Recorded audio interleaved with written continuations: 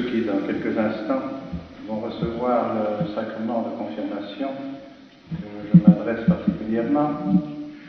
Cependant, vous tous qui avez déjà reçu ce sacrement, quelques mots vous rappelleront la grâce que vous avez reçue et les efforts que nous devons faire pour la ressusciter en nous, surtout en ce jour de la Pentecôte, qui est spécialement destiné à la dévotion au Saint-Esprit, et le sacrement de confirmation est lui aussi tout particulièrement destiné à nous donner tous les dons du Saint-Esprit dont nous avons besoin. Et Dieu sait si aujourd'hui nous avons besoin des dons du Saint-Esprit. La vie chrétienne est de plus en plus difficile à pratiquer dans le milieu dans lequel nous vivons aujourd'hui. Il faut beaucoup de courage, beaucoup de vertu pour arriver à pratiquer vraiment la loi du bon Dieu au milieu de toutes les tentations, de tous les scandales de ce monde. Dieu sait si le démon aujourd'hui est puissant par tous les moyens qui sont mis à sa disposition par les hommes eux-mêmes pour essayer de nous faire tomber dans le péché, pour essayer de nous éloigner du bon Dieu. C'est pourquoi le sacrement de confirmation nous est bien nécessaire, car il est avant tout donné pour nous confirmer dans la grâce que nous avons reçue au baptême, nous confirmer dans cette réception du Saint-Esprit que nous avons déjà reçu au baptême, mais qui est complétée, qui est développée en nous par le sacrement de confirmation. Vous verrez d'ailleurs au cours de la cérémonie tout ce que signifie ce sacrement de confirmation. L'Église, justement, par ses rites, a voulu nous montrer, nous expliquer quelle était la signification des sacrements. Mais vous verrez que l'évêque, d'abord, après donc avoir évoqué le Saint-Esprit comme nous venons de le faire, va étendre les mains sur vous en demandant à Dieu de faire descendre tous les 7 dons du Saint-Esprit qui correspondent aux 7 vertus.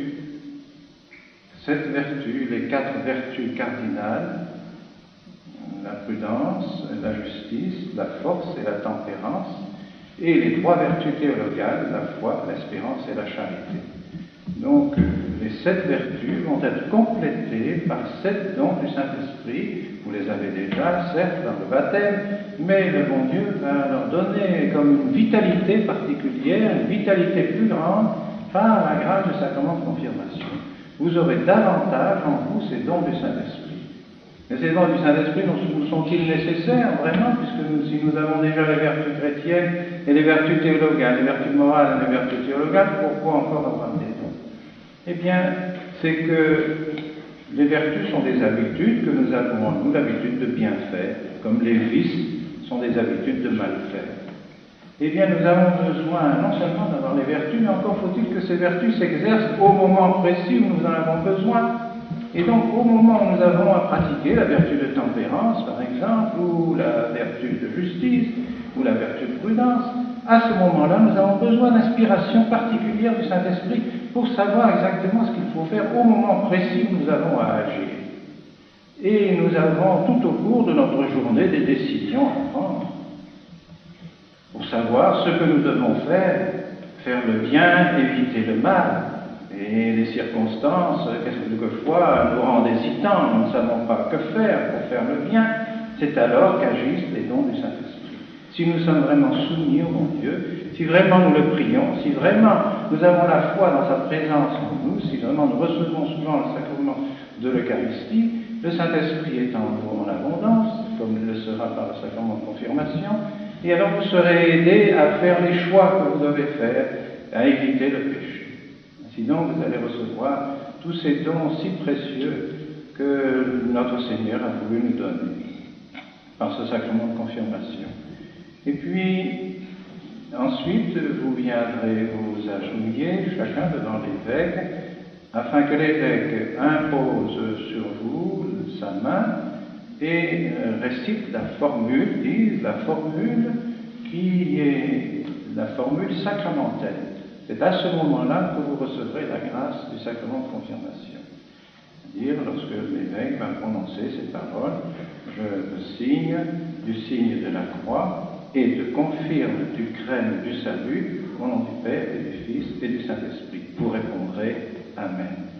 Enfin, ainsi soit-il, que le Saint-Esprit descende en moi. Déo Gratias, je remercie le bon Dieu d'avoir reçu cette grâce, un signe du sacrement de confirmation.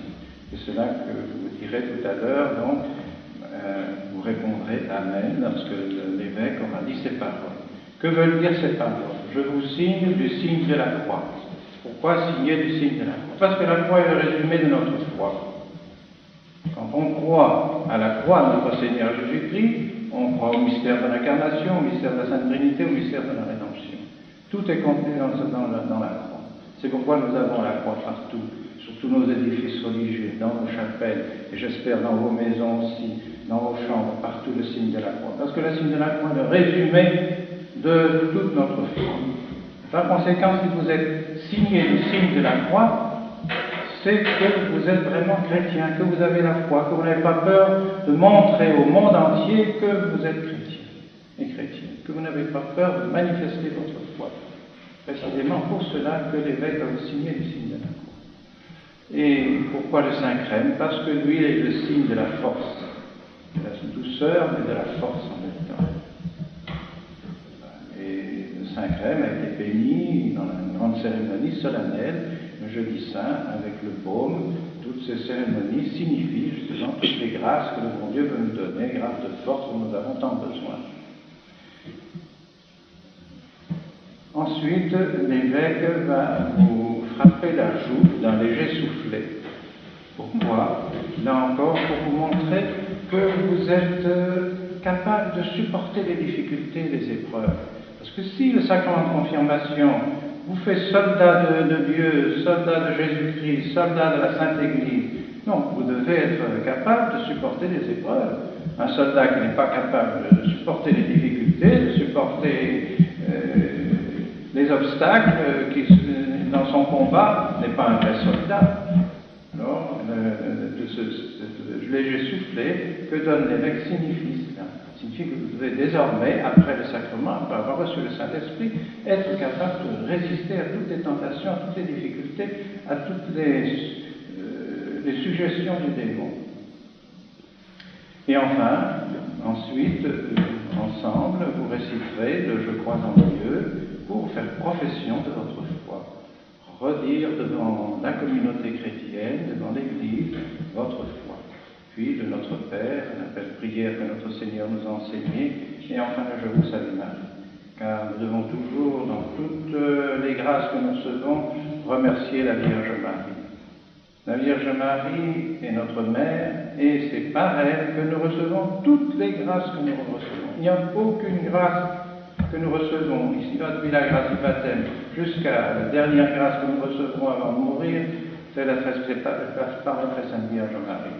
Alors nous devons penser toujours à la Très Sainte Vierge lorsque nous recevons des grâces. Nous devons toujours l'invoquer, et aujourd'hui encore particulièrement, invoquer la Très Sainte Vierge qui a été remplie du Saint-Esprit. Remplie du Saint-Esprit. Ainsi, la Très Sainte Vierge certainement disposera vos cœurs, vos âmes, afin qu'il n'y ait aucun obstacle à ces grâces que vous allez recevoir. Voilà ce qu'est le sacrement de confirmation. Et je suis persuadé que toutes les personnes qui sont ici, qui sont venues vous entourer pour prier avec vous, le feront avec beaucoup de cœur, de générosité, afin que le bon Dieu fasse descendre ses grâces dans vos cœurs en abondance.